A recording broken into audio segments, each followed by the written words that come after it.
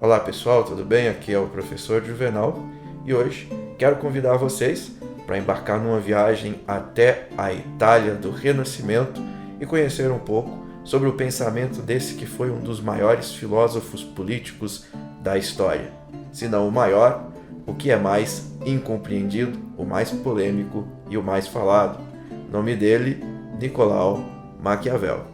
Se você tem interesse, continua comigo e a gente vai discutir o pensamento e a vida dele.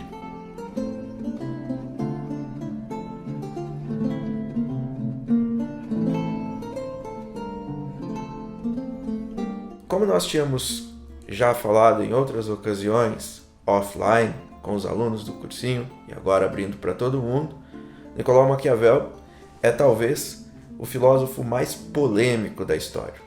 Polêmico porque ele inaugura na história da filosofia política, aquilo que nós chamamos de realismo, ou seja, ele deixa de enxergar a política como ela deveria ser, isto é, idealmente, e passa a enxergá-la como ela realmente é, isto é, realmente. Dessa forma, ele não ignora os defeitos, as dificuldades, as crueldades e mesmo as decisões duras que um governante tem que tomar. Por essa razão, muitas vezes os seus escritos foram tomados de forma equivocada por detratores, mas também por apoiadores das suas ideias. Maquiavel, entretanto, se firmou a despeito dessas más interpretações como um dos mais importantes filósofos políticos de todos os tempos. Nascido em Florença e morto na mesma cidade, viveu entre os anos de 1469 e 1527, período em que essa região que fica ao norte da Península Itálica ainda não estava unificada.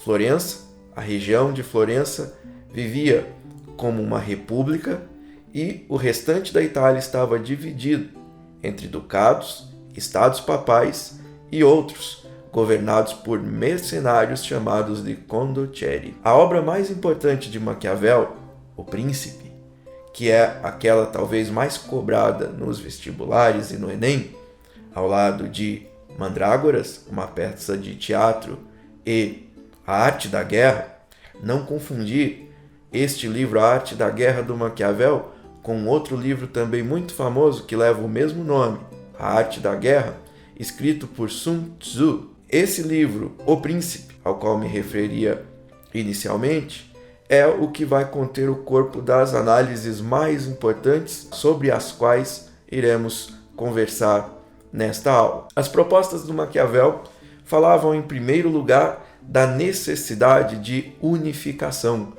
Por isso, ele escreve um livro chamado O Príncipe e convoca, exorta Carlos Médici para que possa conduzir a Itália e possa unificá-la.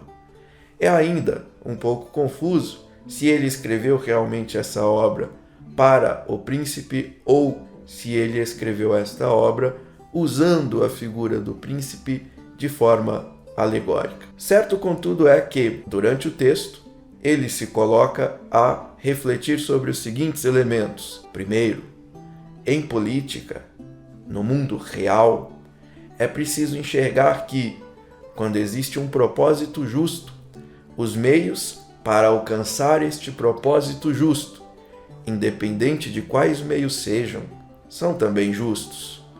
Esta é a famosa ideia de que os fins justificam os meios.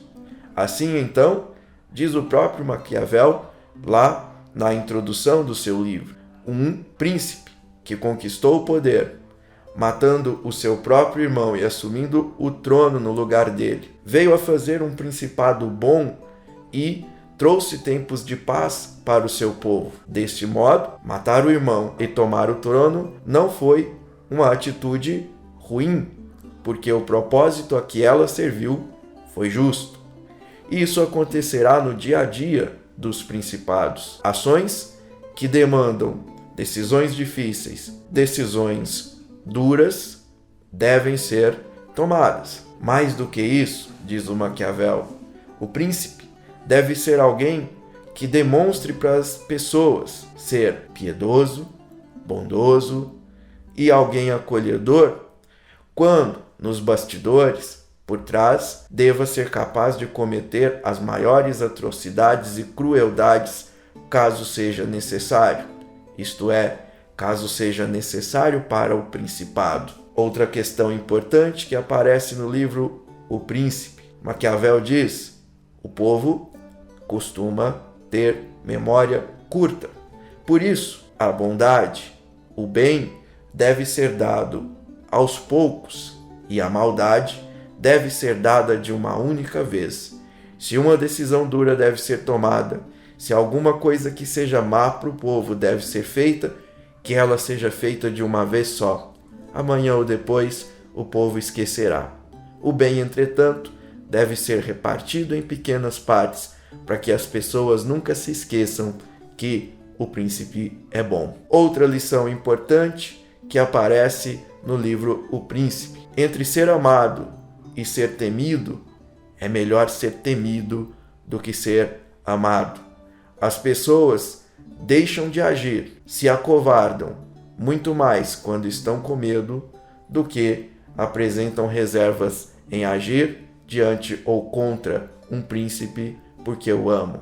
Assim, a força muitas vezes é o que manterá o principado coeso. Uma outra questão que aparecerá no livro O Príncipe, e que também é importante, diz respeito aos exércitos. Na época do Maquiavel, muitos reinados e muitas repúblicas não tinham exércitos próprios, usavam exércitos mercenários.